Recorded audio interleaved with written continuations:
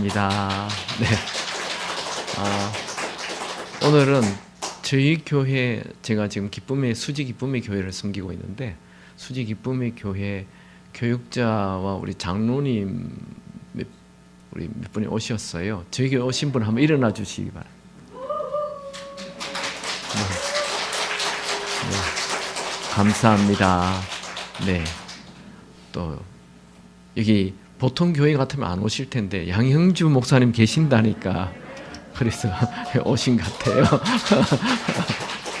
네, 서로 응원하는 마음으로 오신 것 같아요. 네, 감사합니다. 귀한 시간 내주셔서. 오늘은 하나님의 아들 그 예수를 주인으로 모시라. 우리는 오늘 새벽 말씀 여러분 다 기억하시죠? 예수를 주로 시인하고 모든 사람의 주인이 되신 그 주의 이름을 부름으로 구원을 얻는 것입니다. 로마서는 그냥 믿음으로 구원 얻는다가 로마서가 아닙니다. 믿음으로 예수를 주로. 구원은 두 가지입니다. 예수님이 내 죄를 위하여 십자가에 죽었다는 그 그리스도이심을 믿고 그 예수 그리스도를 나의 주로 또 모셔야 하는 것입니다. 그냥 예수님이 내 죄를 위하여 십자가에 죽으셨다, 이 그리스도로만 믿으면 내 삶에는 아무런 변화가 없어. 그분이 내 주인이 될 때 내 삶이 바뀌는 것입니다. 오늘 이 시간에 다섯 번째, 오늘은 예수님은 하나님의 아들이십니다. 아멘입니까? 이 하나님의 아들을 나의 주로 모셔야 된다는 거예요. 이 하나님의 아들의 뜻이 뭔지 같이 또 살펴보기를 원합니다.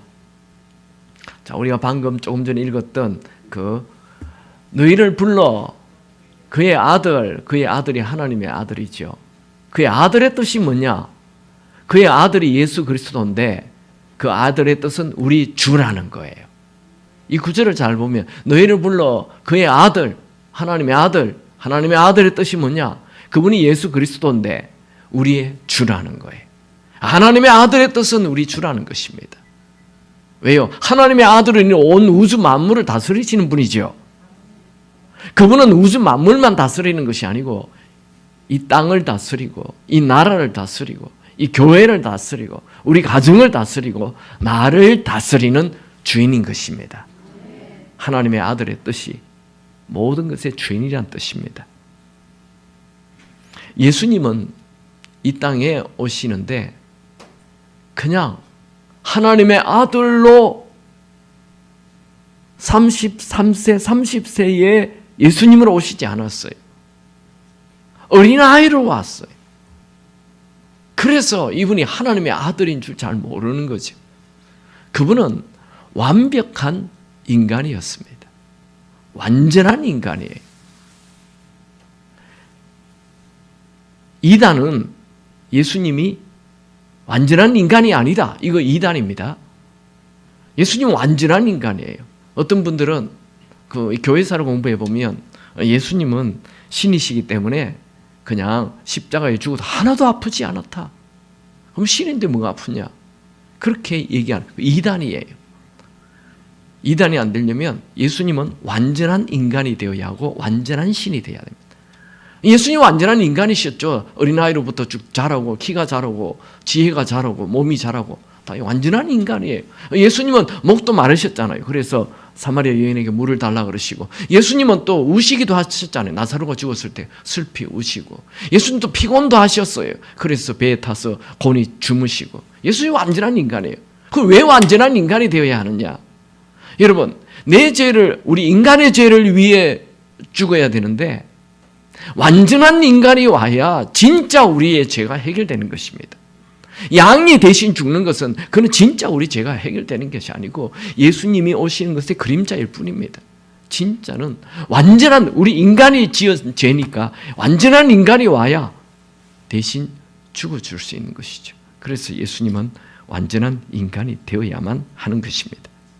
또 예수님은 완전한 신이십니다. 사람이지만 하나님의 아들로 오신 것이죠. 예수님이 진짜 하나님의 아들일까요? 예수님이 하나님의 아들인 것, 네 가지, 오늘 설교 네 가지 합니다. 첫 번째, 예수님의 이 태어나심이 하나님의 아들로 태어났어요. 예수님은 하나님의 아들로 태어났어요. 태어날 때부터 그 700년 전에 선지자가 예언하잖아요. 이사야 선지자는 700년 전에 선지자입니다. 처녀가 잉태하여 아들을 낳을 것이니 그 이름을 임마누엘이라 하라. 임마누엘의 뜻이 뭡니까? 제가 적어놨잖아요. 임마누엘의 뜻이 뭐라고요? 하나님이 우리와 함께 계신, 하나님이라는 거예요. 그분이 어린아이인데 하나님이래요. 700년 전에 천사가 마리아에게 나타나죠. 뭐라고 얘기합니까? 왕으로 태어날 것이다. 그렇게 얘기할. 예수님은 왕으로 태어나요. 하나님의 아들이니까 만왕의 왕이죠. 요셉은, 이 마리아와 요셉은 결혼하기 전에 예수님이 잉태가 되잖아요. 그리고 마리아에게 이 예수님은 성령께서 임신하게 하였다. 그래서 그 아이 이름을 하나님의 아들이다. 그렇게 천사가 얘기를 해요. 그러니까 태어남이 예수님이 하나님의 아들로 태어났다. 두 번째, 제가 오늘 네 가지 얘기하는 데서 두 번째, 예수님이 하신 말씀이 하나님의 아들이에요. 예수님 무슨 말씀을 하십니까? 나를 알았더라면 아버지도 알았다. 나를 보는 자는 나를 보내신 하나님을 보는 것이다. 나를 미워하는 자는 내 아버지 하나님을 미워하는 것이다. 결정적인 말은 나와 아버지는 하나다. 이건 정말 천청병력 같은, 정말 예수님이 자기가 하나님의 아들이라는 거, 하나님하고 똑같다는 거예요. 예수님의 말씀이 하나님의 아들이에요. 여러분, 예수님이 그 중풍병자 고친 얘기 아시죠? 지붕을 뚫고 내려가서 그 친구들이 내리고 병자를 내렸을 때 예수님이 너의 병 나았다 이러면 좋잖아요. 그런 얘기를 안 하고 너 죄사함을 받았다 이렇게 얘기했어요. 아니, 저가 누구이길래 죄를 용서하느냐? 이야, 그래서 주변 사람들이 그냥 난리가 나는 거죠. 막 화를 내죠. 예수님은 자신이 하나님의 아들임을, 하나님만 인간의 죄를 용서해 줄 수 있는데 너의 죄 사함 받았다 이렇게 얘기하여 그냥 깜짝 놀라게 하는 것이죠. 예수님은 사람들의 죄를 사하시니까 신성모독이다. 누가 능히 죄를 사하겠느냐 하며 발칵 뒤집어집니다. 내가 너에게 말하노니 그의 많은 죄가 사해졌다. 하나님만 할 수 있는 얘기를 하시는 거예요. 누가복음 7장에 보면 여자에게 이르시되 너의 죄 사함을 받았느니라. 참, 하나님만 할 수, 자기가 하나님의 아들이라는 거죠. 나중에 예수님은 대제사장에 체포돼서 신문을 받게 됩니다.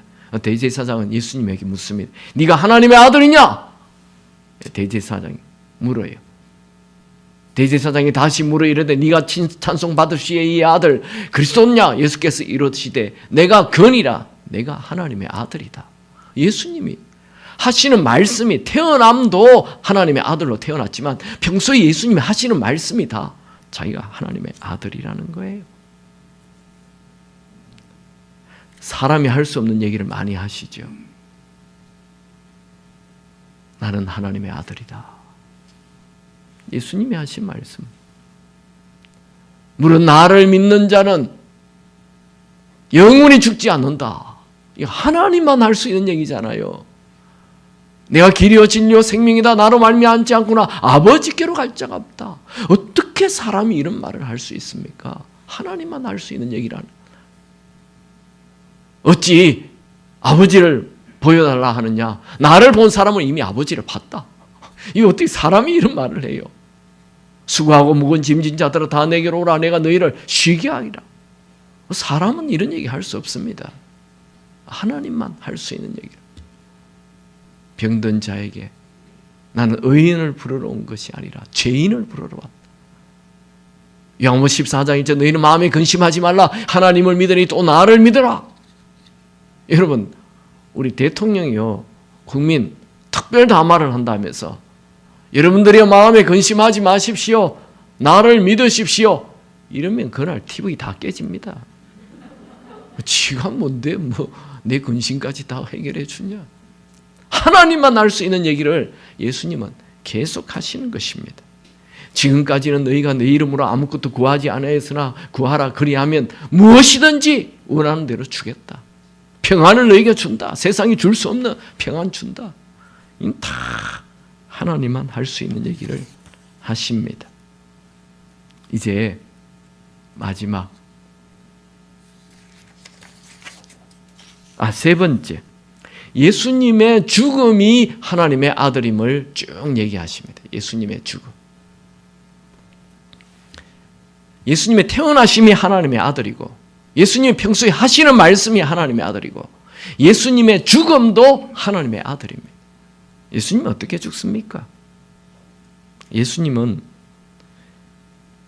이미 예수님에 대하여 300개가 넘는 예언이 있었습니다. 그런데 죽을 때 하루 만에 이루어진 예언이 29개가 이루어집니다. 그날의 예언을 한번 잠깐 볼까요? 예수님이 죽을 때 이루어진 예언. 그가 찔림은 우리의 허물 때문이요 그가 상함은 우리의 죄악 때문이요 그게 징계를 받음으로 우리의 평안을 누리고 그가 채찍에 맞음으로 우리의 나음을 받았도다. 예수님은 십자가를 지기 직전에 39대의 매를 맞잖아요. 그게 예언이 되어 있는 거예요. 또 예수님이 십자가에 매달릴 때 그 사람들이 비난하잖아요.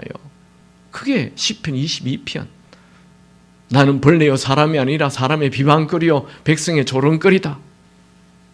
또 예수님이 십자가에 다녔을 때 그 로마 병정들이 예수님의 옷을 가지고 제비 뽑기 했죠. 그게 나와 있어요. 내 겉옷을 나누며 속옷을 제비 뽑나이다. 예수님이 십자가 위에서 어찌하여 나를 버리시나이까 부르짖으셨죠. 이게 시편 22편에 이미 시편은 예수님이 태어나기 1000년 전이고 이사야서는 예수님 태어나기 700년 전입니다. 1000년 전에 이미 아버지와 하나님이 어찌 나를 버리십니까? 이런 예언이 있습니다. 또 예수님이 십자가에 달렸을 때 그 로마 병정들이 예수님의 입에 그 쓸개탄 접을 이렇게 물린 거 기억나시죠? 그것도 예언이 되어 있습니다. 시편 69편 21절에 그들이 쓸개를 나의 음식물로 죽며 목마를 때에 초를 마시게 하셨사오니. 예수님이 십자가에 죽었을 때 양쪽 옆에 강도들이 있었잖아요. 그것도 예언이 되어 있습니다. 23장, 이사야 53장에 그렇게 예언이 되어 있죠. 범죄자 중 하나로 헤아림으로 받았다. 또 예수님이 십자가에 죽었을 때 그 부자 아리마대 요셉 집에 요셉 무덤에 묻히죠. 이것도 예언이 되어 있죠. 이사야 53장 9절에 그가 죽은 후에 부자와 함께 있었도다. 예수님이 십자가에 죽었을 때 이 십자가에 죽는 모든 것을 다 진행을 했던 사람이 로마의 백부장, 그러니까 로마의 100명의 이 군대를 데리고 있는 백부장이 예수님의 죽음을 집도했습니다. 그가 예수님의 죽음을 다 집도하면서 예수님이 딱 숨질 때 뭐라고 얘기했습니까? 이 사람은 진실로 하나님의 아들이다. 그렇게 얘기를 해요. 예수님은 죽음이 하나님의 아들로 죽었습니다. 한번 정리해 봅시다. 예수님은 하나님의 아들로 이 땅의 주인으로, 하나님의 아들의 뜻은 주인이랬죠. 이 땅에 보내졌습니다. 예수님은 하나님이 보내신 이 땅의 주인이시다. 예수님은 이 세상 모든 사람의 주인이시다. 예수님은 하늘과 땅의 모든 권세로 이 땅을 다스리시는 주인이십니다. 그게 성경에 나와 있죠.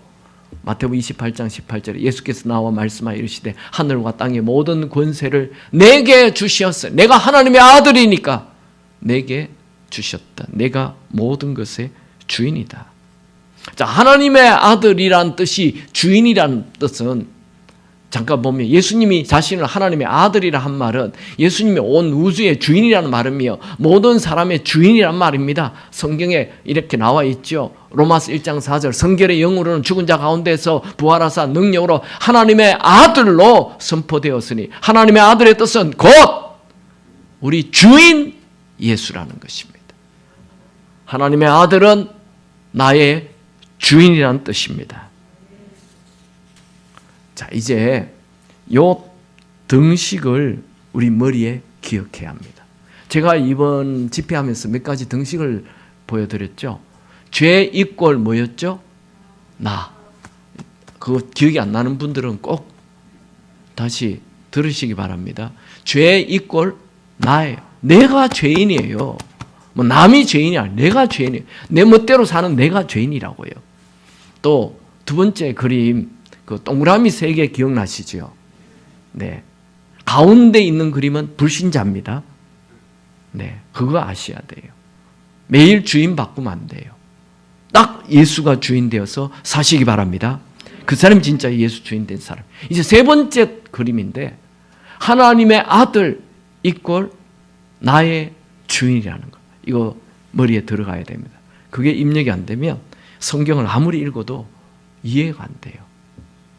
자, 이제 마지막 네 번째로 예수님이 하나님의 아들이라는 증거는 요한복음이 예수님이 하나님의 아들이라는 것을 쭉 얘기합니다. 자, 4복음서 중에 제일 마지막으로 기록된 복음서는 요한복음이에요. 마태, 마가, 누가복음은 AD 60년경에 기록이 돼요. 요한복음만 30년 후에 AD 90년에 요한복음이 기록이 돼요. 그러면 마태, 마가, 누가 이 세 개 복음서가 있으면 됐는데 말라고 또 요한복음을 기록했을까요? 30년 후에. 처음 예수님이 십자가에 죽으시고 부활하셨을 때 막 사람들이 막 그냥 3,000명, 5,000명 셀 수 없는 무리, 교회가 막 인산인해서 막 교회가 터져나갑니다. 막 어마어마한 사람들이 예수를 믿었어요. 왜요? 예수님이 십자가에 죽으시고 부활한 걸 봤잖아요. 그래서 그들의 믿음이 뜨거웠습니다. 예수님이 부활하셨으니 죽었다가 부활하셨으니 진짜 하나님의 아들이시구나. 그런데 30년이 지났어요. 지금 30년이 지나서 AD 60년경에 마태, 마가, 누가복음을 기록해서 예수님이 이런 십자가에 죽으시고 부활한 것을 많이 가르쳤어요. 그리고 또 30년이 지나서 AD 90년이 됐어요. 그러니까 예수님이 죽으신 지 지금 부활하신 지 60년이 지난 거예요. 그러니까 교인들의 신앙이 좀 시들시들해졌어요. 우리 한국도 그렇잖아요. 지금 80대 분들의 믿음이 우리 지금 초등학생들 믿음까지 안 가잖아요. 우리 한국도. 지금 여러분 손주들은 잘 예수 안 믿죠? 여기는 다 믿나 보죠? 엄마 아빠는 믿음이 주인 한 분도 안 빠지는데 우리 애들은 교회 잘 안 와요. 그렇게 벌써 한 50년만 가도 믿음이 시들시들해지는 거예요. 초대교회 때 똑같아요. 그래서 요한이 너무 나이 90이 되어서 너무 다급한 마음으로 요한복음을 쓰는 거예요. 요한복음을 왜 썼어요? 요한복음은 자기가 요한복음을 쓴 목적을 딱 얘기하고 있어요. 내가 요한복음을 왜 쓰느냐 하면 같이 읽어볼까요? 시작. 오직 이것을 기록하면 너희로 예수께서 하나님의 아들 그리스도이심을 믿게 하려 하며 또 너희로 믿고 그 이름을 힘입어 생명을 얻게 하려 함이라.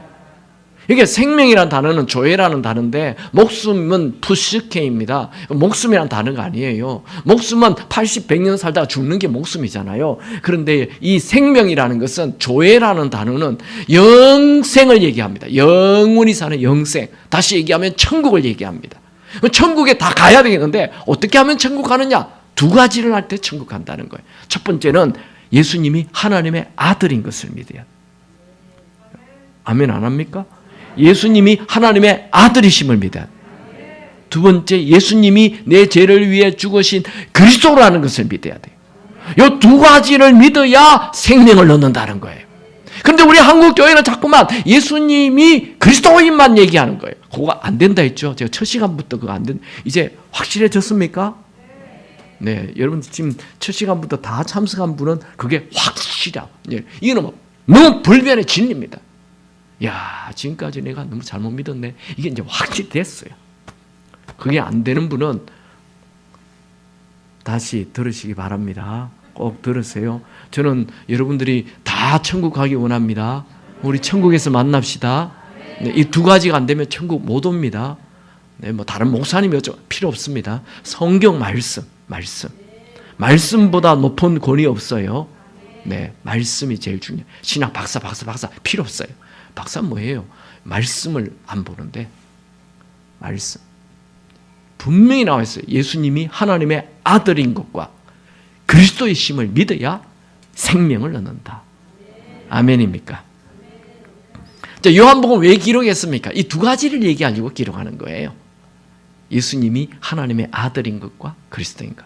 그런데 요한복음은 다른 복음서하고 좀 달라요. 다른 복음서는 뭐 예수님이 어디 가서 무슨 병 고치고 또 여기 가서 병 고치고 또 여기 가서 기적을 일으키고 여기 가서 뭐 오병 열어 여기 가서 또 귀신 쫓아내고 여기 가서 막 예수님의 그 3년 반의 생활을 시간별로 쭉 기록한 것이 마태, 마가, 누가복음이에요. 근데 요한복음은 그러지 않아요. 요한복음은 기적이 딱 7개만 나와요. 목적이 있는 거예요. 이 7개를 통해서 예수님이 하나님의 아들인 걸 얘기하는 거예요. 그리스도인 것은 마지막 예수님이 일주일 생애 그 3년 반 중에 마지막 그 일주일을 요한복음 14장부터 13장, 14장, 15장, 16장, 17장, 16장까지 요거는 그 최후의 만찬 때 한 설교이고 18장은 이제 예수님 체포되는 겁니다. 17장은 겟세마네 동산에서 기도하고 18장 체포되는 겁니다. 19장 죽으시고 20장 부활하시고 21장 제자들에게 사명 주고 그게 마지막 일주일을 기록하는 게 이 13장부터 기록이 되고 12장까지는 뭘 얘기하느냐? 딱 7가지 기적만 얘기해요. 이 7가지 기적은 예수님이 하나님의 아들인 것만 얘기해요. 우리 같이 한번 살펴보죠. 요한복음 그 1장에는 뭘 얘기하냐면 제가 7가지 기적만 얘기 안 됐죠. 7가지 기적 알죠? 물이 변화의 포도주가 되는 거, 죽어가는 신하에 살아낸 거, 38년대 베데스다 연못 고치는 거, 오병이로 5,000명 먹이는 거, 무리로 걸어가는 거, 소경 눈뜨게 하는 거, 죽은 나사로 살리는 거. 요게 12장까지 기록이 돼요. 딱 7가지 기적밖에 없어요. 자, 요한복음 1장에 요한복음을 읽는 사람은 반드시 요걸 읽고 읽어라 하면서 요한복음 1장 12절 같이 읽습니다. 시작. 영접하는 자 곧 그 이름을 믿는 자들에게는 하나님의 자녀가 되는 권세를 주신. 여기에 영접 앞에 예수를 이게 생략이 되어 있어요. 예수를 영접하는 자가 하나님의 자녀가 된다. 이렇게 얘기합니다. 자, 이제 1장부터 한번 봅니다. 요한복음 1장. 자, 요한복음 1장에 보면 예수님이 이제 세례를 받으시잖아요.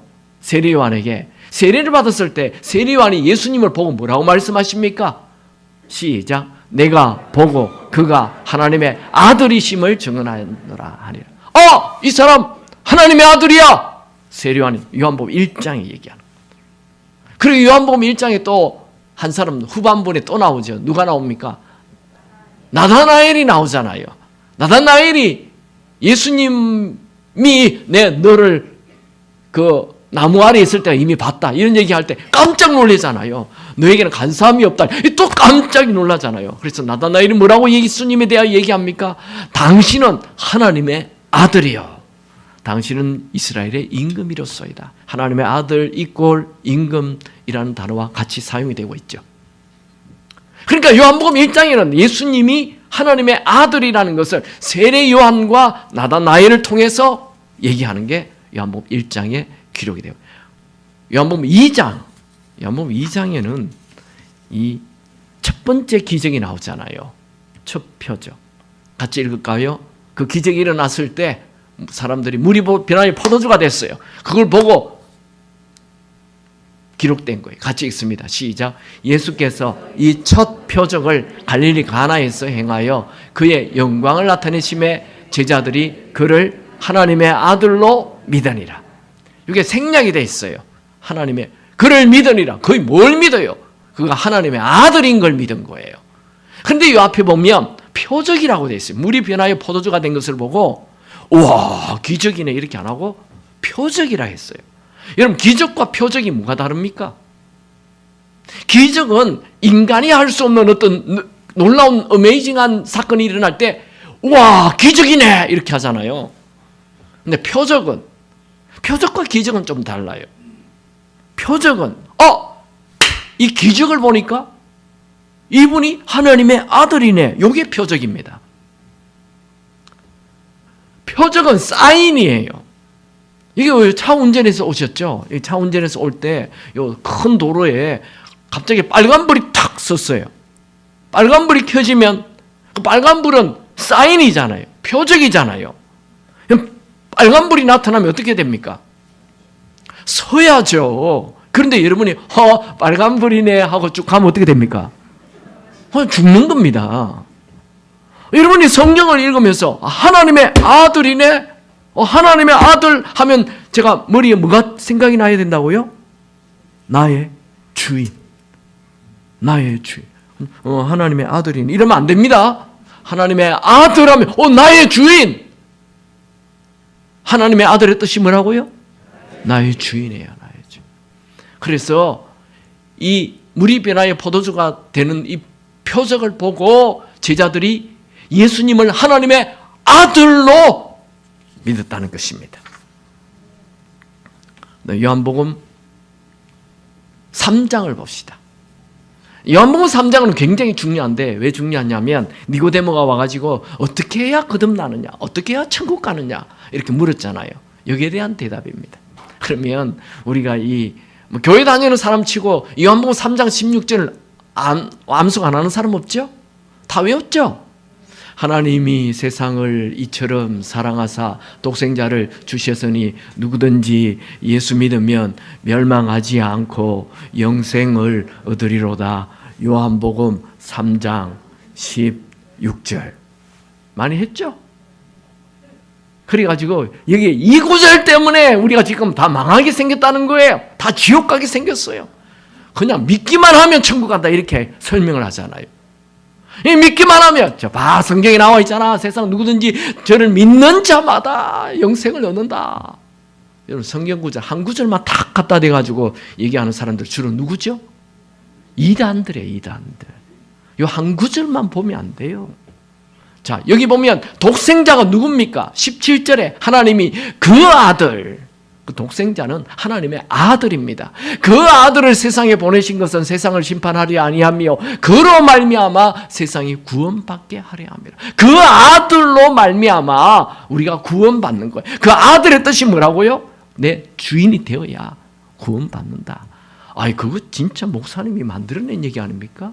자 봅시다. 요한복음 3장 16절보다 중요한 것은 요한복음 3장의 마지막 절 요한복음 3장 36절이 10배나 더 중요합니다. 우리는 요한복음 3장 16절만 가리키고 요한복음 마지막 장, 이 거듭남, 천국 가는 것에 대한 마지막 절 36절이 얼마나 중요한지 몰라요.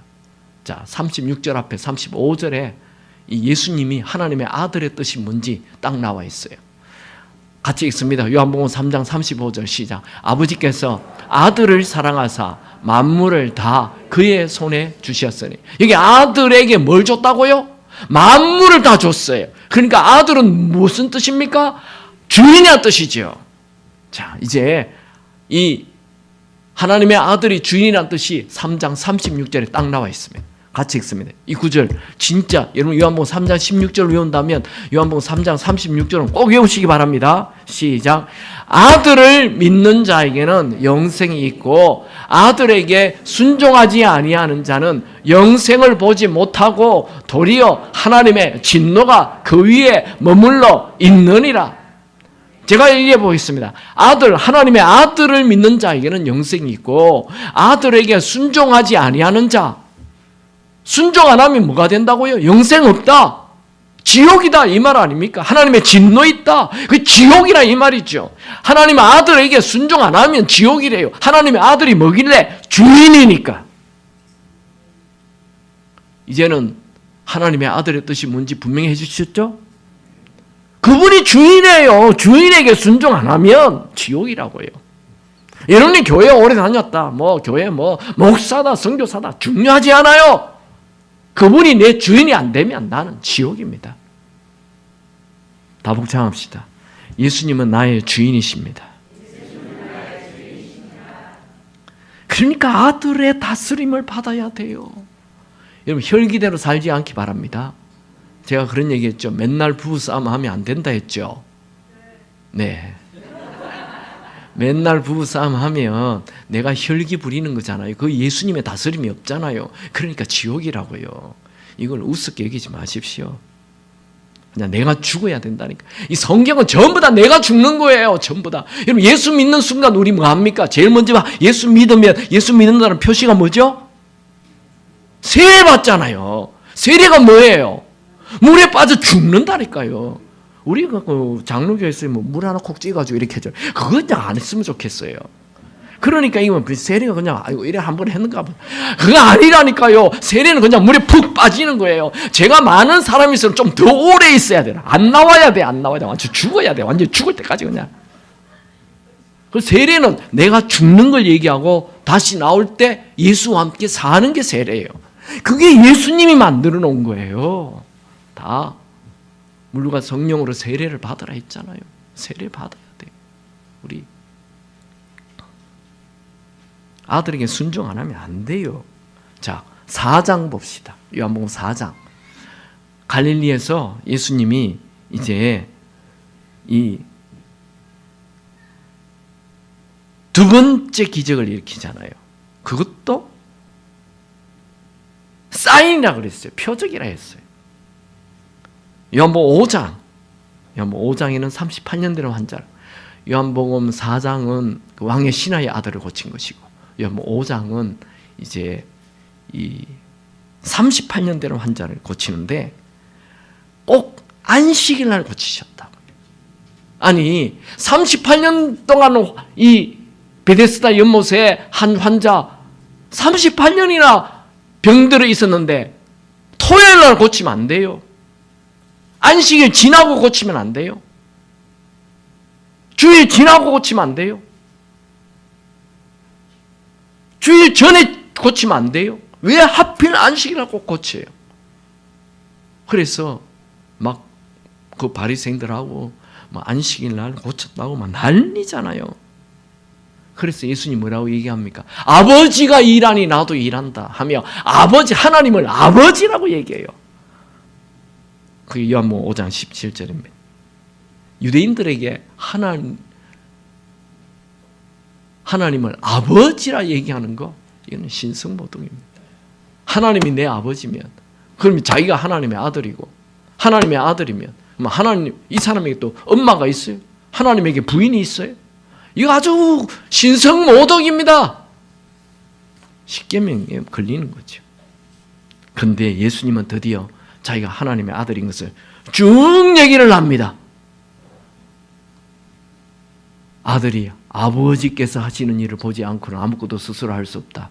아버지께서 행하시니 그것을 아들도 행한다. 아버지께서 아들을 사랑하사 자기의 행하시는 것을 다 아들에게 보이시고 또 그보다 더 큰 일을 보이사 너희를 놀랍게 여기게 한다. 이 지금도 38년 된 환자 고친 이후에 하시는 얘기이십니다. 이는 모든 사람으로 아버지를 공경하는 것 같이 아들이 나를 공경하게 하려 함이라. 아들을 공경하지 아니하는 자는 그를 보내신 아버지도 공경하지 않는다.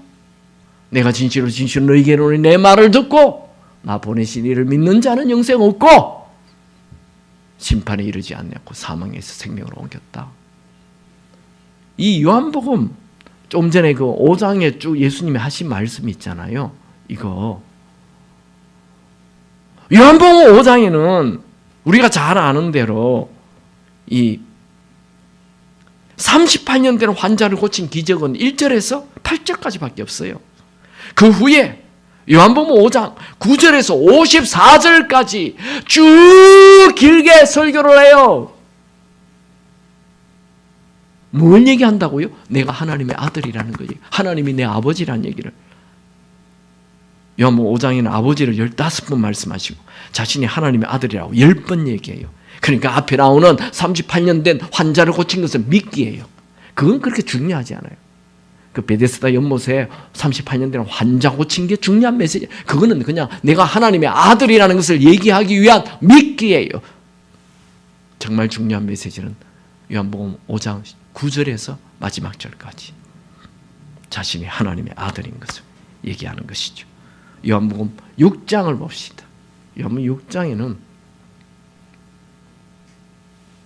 또 표적이라고 얘기합니다. 오병이어로 5,000명을 먹였어요.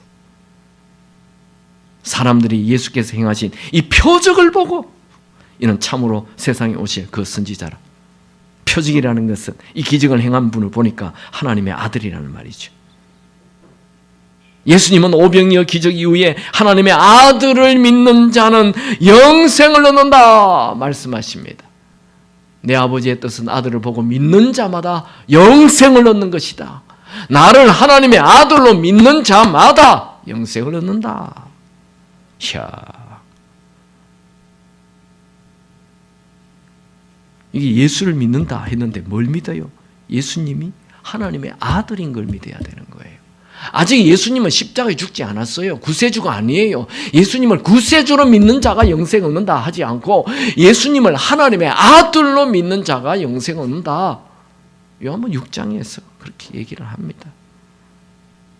예수님은 오병이어 기적 이후에 하나님을 내 아버지라 9번 말씀하셨습니다. 요한복음 8장을 가봅시다. 요한 8장에서는 예수님은 가늠한 여인을 용서하시고 하나님을 내 아버지라고 5번 말씀하십니다. 요한복음 8장 38절에 나는 내 아버지에게서 본 것을 말하고 너희는 너희 아비에게서 들은 것을 행하느니라. 요한복음 10장, 이건 정말 폭탄 선언이죠. 예수님은 하나님과 자신이 하나라고 말합니다. 나와 아버지는 하나이니라. 요한복음 11장, 죽은 나사로를 살리잖아요. 나사로를 살리기 직전에 뭐라고 얘기하시냐면 예수께서 들으시고 이르시되 이 병은 죽을 병이 아니라 하나님의 영광을 위함이요 하나님의 아들이 이로 말미암아 영광을 받게 하려 함이라. 하나님의 아들이 영광 받게 하기 위해서 이 나사로가 죽은 것이다. 그렇게 얘기해요. 예수님은 죽은 나사로를 살렸고 요한은 이것을 표적이라고 말합니다. 이에 대제사장들과 바리새인들이 공회를 모으고 이르되 이 사람이 많은 표적을 행하니 어찌할꼬. 요한복음 12장에서도 사람이 나를 섬기면 내 아버지께서 그를 귀히 여기리라. 나는 그의 명령이 영생인 줄 아노라. 그러므로 내가 이러는 것은 내 아버지께서 내게 말씀하신 그대로니라 하시니라. 요한복음 13장 나는 포도나무지 내 아버지는 농부라. 하나님을 아버지라고 말하고 있습니다. 요한복음 17장 예수님은 겟세마네 동산에서 기도하지 않아요. 기도를 어떻게 합니까? 예수께서 이 말씀을 하시고 눈을 들어 하늘로 이르시되 아버지여 때가 이르렀사오니 아들을 영화롭게 하사 아들로 아버지를 영화롭게 하옵소서.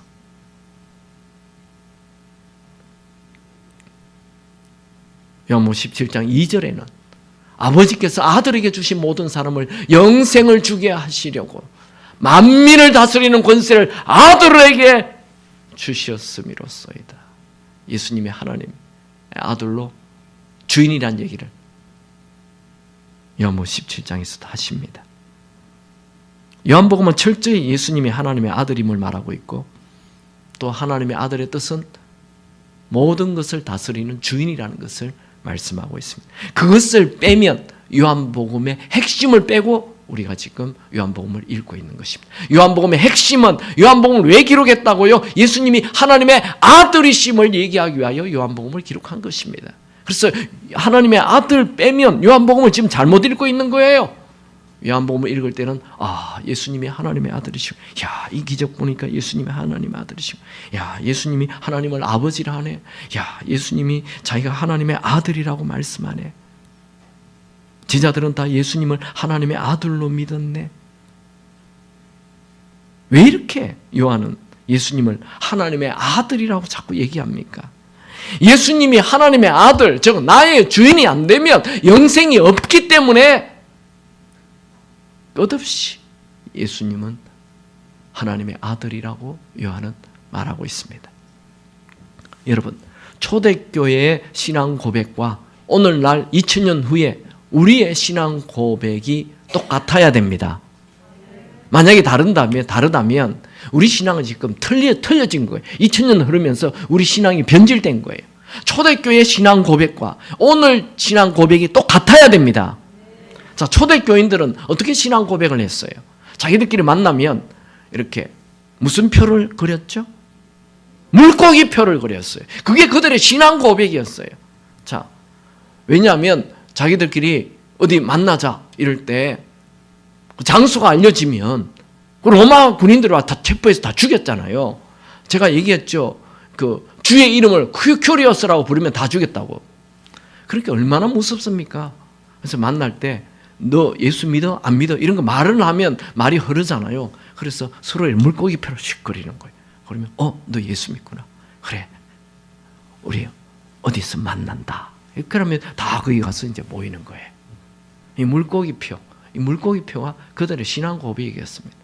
물고기의 뜻은 익투스입니다. 익투스는 요 앞 신앙 고백의 앞자를 이렇게 모은 게 익투스가 됩니다. 그래서 물고기가 나오는 거예요. 제일 앞에 I자처럼 된 거 있잖아요. 이게 예수스라는 단어입니다. 예수스. 그 다음에 X자처럼 된 거 있죠. 이게 크리스토스, 그리스도라는 말입니다. 요 혓바닥처럼 되는 때라고 얘기하는데 때오스, 하나님이라는 뜻입니다. U자처럼 된 거, 요는 휘오스, 요는 아들이라는 뜻입니다. 또 S자처럼 이렇게 되어 있는 거는 요거는 소텔, 구세주라는 뜻입니다. 다시 물고기의 뜻은 예수 그리스도는 하나님의 아들이며 구세주다. 이게 그들의 신앙 고백이었습니다. 이 하나님의 아들이 빠지면 신앙 고백이 아닙니다. 구세주는 제일 끝에 나오죠. 그리스도도 일찍 나오죠. 예수 그리스도는 하나님의 아들! 아멘입니까? 그게 그들의 신앙 고백이었어요. 예수님은 그리스도이시며 하나님의 아들이다. 그게 그들의 신앙 고백이었어요. 자, 우리도 그렇게 해야 되는 겁니다. 너희를 불러 그의 아들! 그의 아들의 뜻은 예수 그리스도인데 우리 주라는 거예요. 여러분, 예수님은 우리의 주인으로 계시지 않는다면 우리는 하나님과 화평을 누릴 수 없습니다. 그러므로 우리가 믿음으로 의롭다 하심을 받았으니 우리 주인 예수 그리스도로 말미암아 하나님과 화평을 누립니다. 성경은 예수를 주로 받으라 말하죠. 너희들이 예수를 주로 받으라. 그리고 초대교인들은 모두 예수를 주로 받았어요. 너희 안에 예수가 없느냐? 그러면 넌 버림받은 자다. 여러분 예수를 믿는데 나 예수 믿어. 그런데 내 마음 안에 아직 예수가 없어요. 주인으로 내 마음에 계셔야 돼요. 그래야 천국 갑니다. 나 그냥 예수님 구세주로 믿는데 그거 천국 가지 않아요. 예수가 내 안에 계셔야 버림받지 않은 거예요. 나는 예수를 믿는데 내 안에 지금 예수님이 안 계셔. 그러면 버림받은 자입니다. 천국 못 갑니다. 영국의 여왕의 아들, 엘리자베스 여왕의 아들, 황태자 찰스. 이 사람은요, 평소에 아무 일도 안 해요. 그냥 그림 그려요. 그 그림 한 달쯤 그려가지고 제일 밑에 찰스 황세자 이렇게 딱 쓰면 그게 아무리 가격을 낮게 쳐도 매덕입니다. 그림만 하죠. 제가요 그림을 한 장 그려가지고 1년 내내 그려가지고 내놓으면 아무도 안 사가요. 누가 사가겠어요? 근데 이 찰스 황제가 그림을 잘 그려서 그거 사가는 거 아니에요. 이름이 찰스 황세자라는 이름이 딱 그냥 사인이 꽉 가니까 그래서 그 가격이 높은 거예요. 여러분, 우리는 다 죄인이에요. 우리 별거 아닙니다. 아무리 착하게 살아도 우리 별거 아니에요. 근데 내 안에 예수라는 분이 딱 계시면 우리는 가치가 어마어마한 가치를 천국 가는 가치를 가지는 것입니다. 할렐루야. 여러분 안에 주님이 계시기 바랍니다. 그 주님이 발바닥 밑에 있으면 안 되고 내 주인으로 계시기 바랍니다. 성경에 이렇게 말합니다. 갈라디아서 4장 6절 7절. 너희가 아들임으로 하나님이 그 아들의 영을 우리 마음 가운데 보내사 아빠 아버지라 부르게 하시느니라. 그러므로 네가 이후로는 종이 아니요 아들이니 아들이면 하나님으로 말미암아 유업을 받을 자다. 하나님이 주시는 천국 가게 됩니다. 여러분이 하나님의 아들이 되면 그렇게 됩니다. 아들에게 제일 중요한 것은 아버지의 것을 물려받는 상속자의 특권입니다. 하나님이 내 주인이 되면, 예수가 내 주인이 되면 하늘의 지혜가 부어지고 염려, 근심, 걱정, 두려움이 다 사라지게 될 것입니다. 하나님의 아들이 내 주인이 되면 모든 가난, 모든 질병, 모든 연약함, 모든 수치, 아멘이 없어서 다시 얘기합니다. 하나님의 아들이 내 주인이 되면 모든 가난함, 모든 질병, 모든 연약함, 모든 수치 다 사라집니다. 하나님의 아들이 내 안에 들어오셨는데 내 인생은 완전히 달라지는 것입니다. 여러분, 나 예수 한 20년 전에 믿었는데, 여러분 20년 전에 예수 믿었다고 오늘 예수님이 내 주인이 안 된다면 그 20년 전에 믿음이 희지부지하게 되는 것입니다. 날마다 예수가 주인 되시기 바랍니다. 제가 오늘 교회 가서 이 집회를 했는데 이제 저녁에 모여서 식사를 하는데요. 그 권사님 한 분이 그래요. 목사님, 저는 불사조예요. 그래서 무슨 말씀인가? 다 쳐다보는데 또 얘기하는 거예요. 목사님, 저는 죽어도 금방 내가 또 살아나요. 불사조입니다. 안 죽습니다. 그러지 마시고 진짜 죽기 바랍니다. 아멘. 따라합시다. 나는 죽고 내 안에 예수가 산다. 아멘.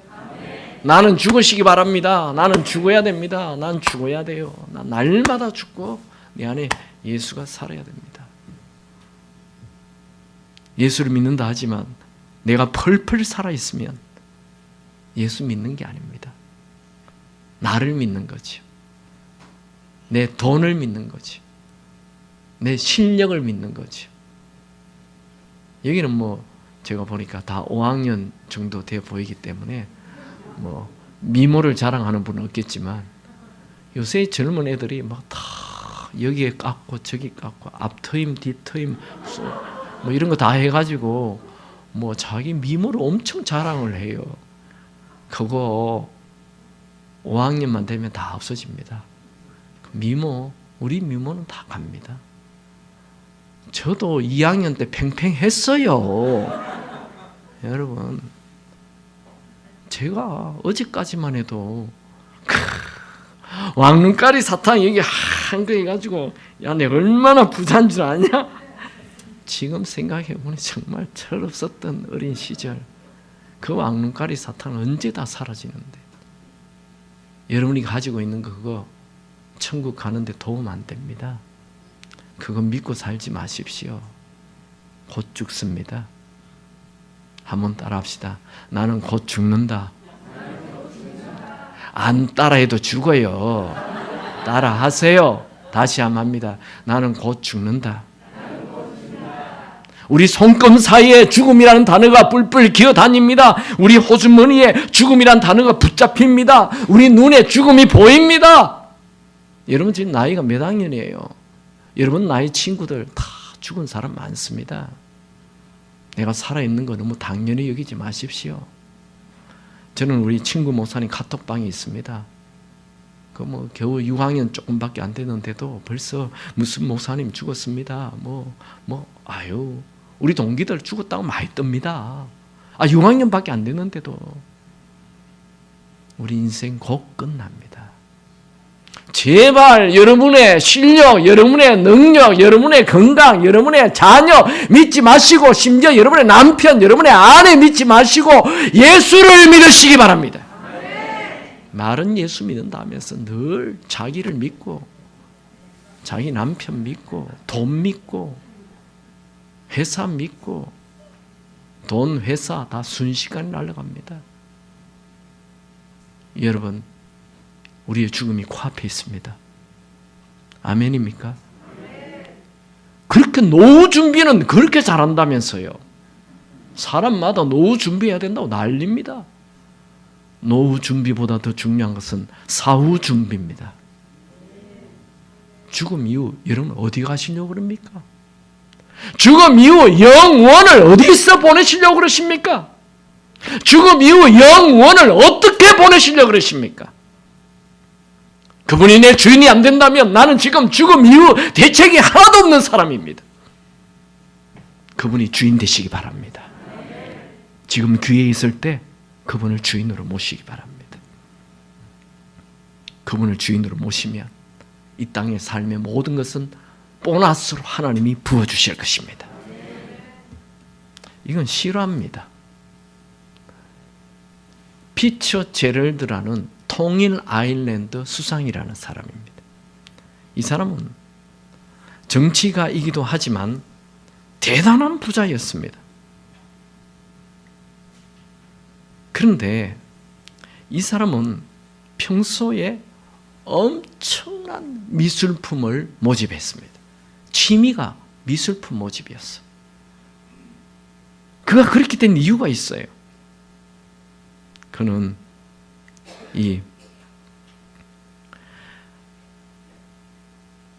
자기 아들이 10살 때 부인이 일찍 죽어요. 그래서 삶에 낙이 없잖아요. 뭐 다른 부인을 데려다 사는 것도 아니고 그냥 삶에 낙이 없어. 그래서 미술품을 모으기 시작합니다. 미술품 모으는 재미로 살아요. 그런데 이 아들 하나 바라보고 사는데 이 아들이 딱 20이 되는 날 죽어버립니다. 병으로. 이야, 참 기가 막힌 거지. 그래서 이 사람이 이제 자기도 나이가 들어 병으로 죽게 됩니다. 죽기 직전에 유언을 남겨요. 그것은 자기 집에 있는 모든 이 미술 소장품들을 다 경매로 내놔라 하며 변호사를 불러서 유언을 합니다. 근데 이제 이분이 자기가 가지고 있는 미술품을 경매에 붙인다 하니까 막 그 나라에 이 미술 애호가들이 다 모여와가지고 그의 미술품을 사겠다고 지금 모여들었어요. 집이 가득 찼어요. 수많은 사람이 왔어요. 근데 첫 번째 내놓은 경매 물건은 피처 제럴드의 아들이었어요. 피처 제럴드의 아들의 그림이에요. 사랑하는 아들이라는 제목으로 그림이 한 장 나왔어요. 자, 이 그림 경매에 나왔습니다. 첫 번째 경매품입니다. 그러니까 아무도 안 사요. 그깐 뭐 젊은 애 하나 그림 그리는 거 그거 뭐 대단한 그림이라고 사겠습니까? 아무도 안 삽니다. 경매에 참여하는 사람이 없어요. 시간이 좀 흐르고 그 경매를 그 물건을 사는 사람이 나왔어. 어떤 노인인데 그 사랑하는 아들이라는 그 그림을 자기가 사요. 그 노인이 바로 피처 제럴드의 아들을 어릴 때부터 마치 자기 아들처럼 키운 그 집의 집사였습니다. 그 노인이 피처 제럴드의 아들 초상화를 사는 순간 변호사는 여기 있는 모든 미술품에 대한 경매를 중단합니다. 그리고 피처 제럴드의 유언장을 낭독합니다. 유언장에 이렇게 써져 있어요. 누구든지 내 아들의 그림을 사는 사람이 내 모든 소장품을 다 가지도록 해주시오. 이 그림을 선택하는 사람은 내가 가장 소중히 여기는 것이 무엇인지 아는 사람임에 틀림없으므로 모든 것을 가진 충분한 자격이 있을 것입니다. 경매 끝나버렸어요.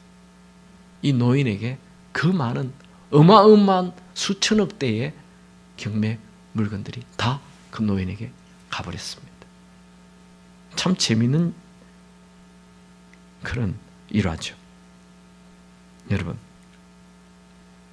예수님이 하나님의 아들인 것을 믿습니까?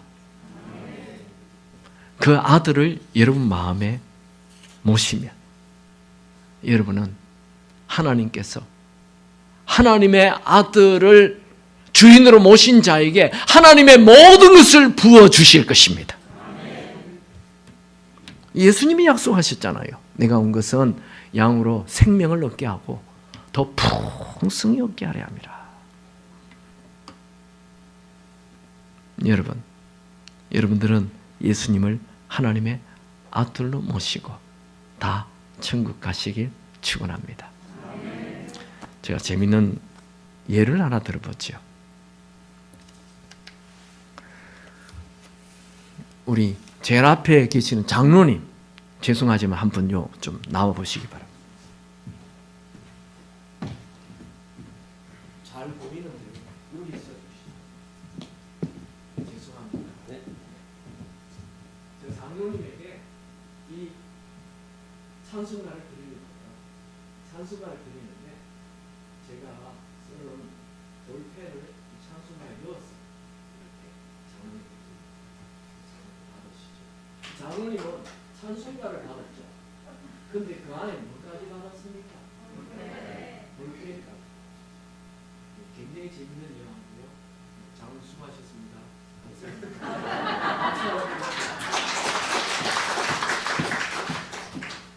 여러분이 예수님을 나의 주인으로 모셨죠. 예수님을 내 주인으로 모십니다 하면 예수님에게 뭐가 있어요? 생명이 있어요. 예수님이 길이요 진리요 생명이 하시다. 예수님에게 영원히 사는 생명이 있어요. 내가 예수님을 주인으로 모셨는데 우리는 뭐까지 얻어요? 생명까지 얻는 거예요. 이게 성경에 아주 분명하게 나와 있습니다. 이제는 여러분이 지금 제 설교를 지금 5번째 듣는데 뭐 구세주를 믿어도 천국 가지 않는 절대 아닙니다. 네, 이 구절로 지금 도장을 찍는 겁니다. 자 봅시다.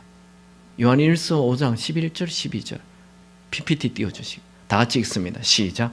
또 증거는 이것이니 하나님이 우리에게 영생을 주신 것과 이 생명이 그의 아들에게 있는 그것이니라. 아들이 있는 자에게는 생명이 있고 하나님의 아들이 없는 자에게는 생명이 없느니라. 아멘입니까? 예수 믿는다고 천국 가는 거 아닙니다. 그리스도를 믿는다고 천국 가는 거 아닙니다. 예수님을 하나님의 아들, 즉 나의 주인으로 모셔야만 그 아들에게 있는 생명이 내 안에 들어와서 내가 천국 가는 것입니다. 아무리 교회 오래 다녀도 예수님을 내 주인으로 안 모셨다? 예수님과 여러분은 아무 상관이 없습니다. 그 사람은 종교인입니다. 그래서 주일날만 교회 왔다 갔다 하는 종교인. 여러분 종교인 되지 마시고 예수님을 주인으로 모시고 사는 자 되시기를 축원합니다. 제가 어느 교회 가서 집회를 했어요. 또 1년 후에 가서 또 집회를 했어요. 그런데 그 교회에 저를 호텔로 데려다 주시는 장로님 부부가 있었어요. 장로님 부부가 얘기하는 거예요. 목사님, 제가요 보험을 꼬박꼬박 냈습니다.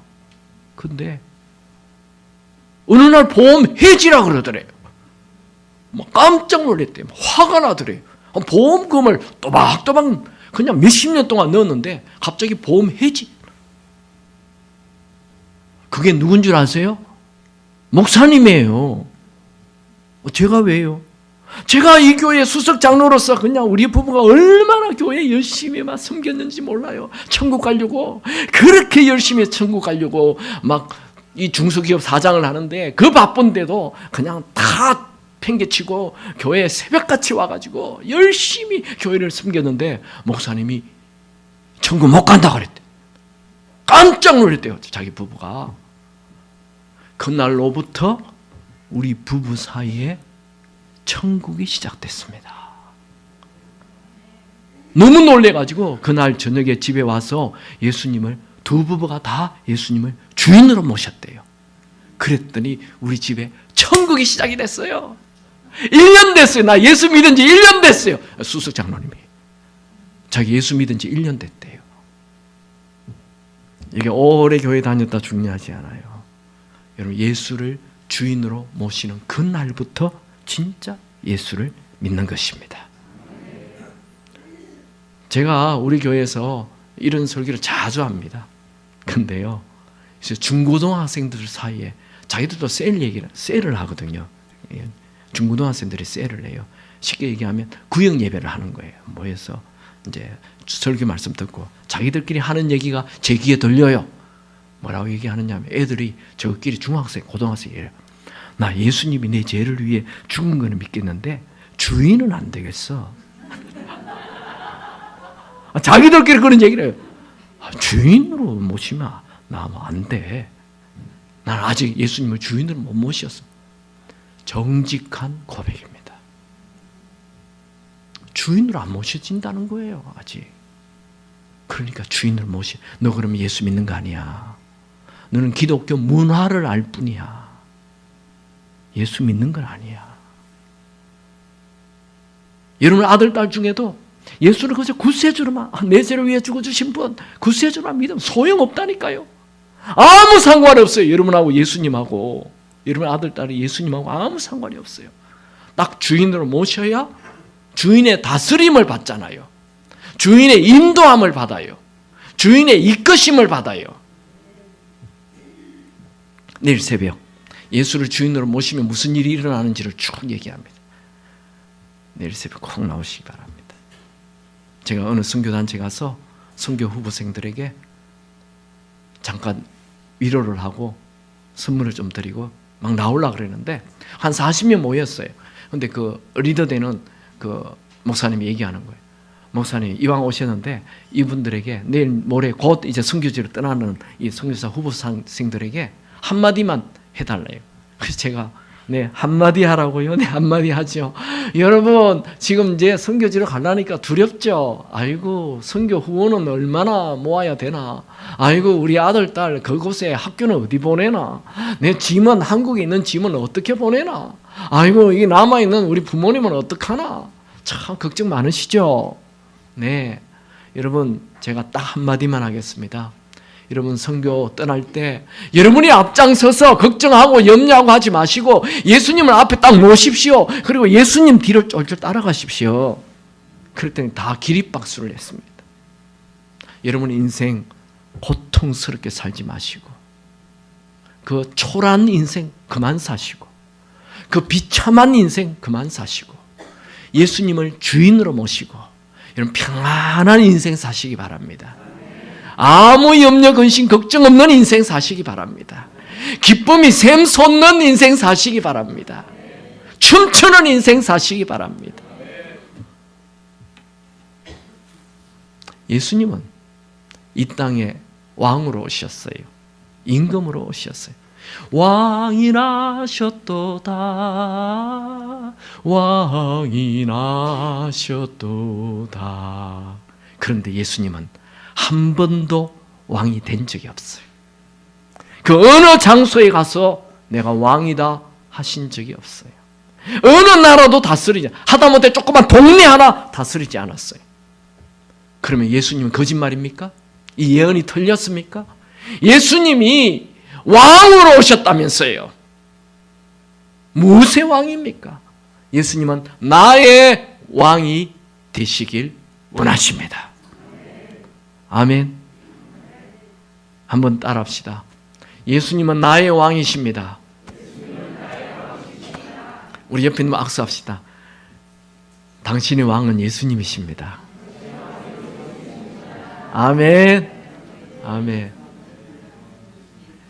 예수 우리 왕이여 이곳에 오셔서 보좌로 주여 임하사 찬양을 받아 주소서. 주님을 찬양하오니 주님을 경배하오니.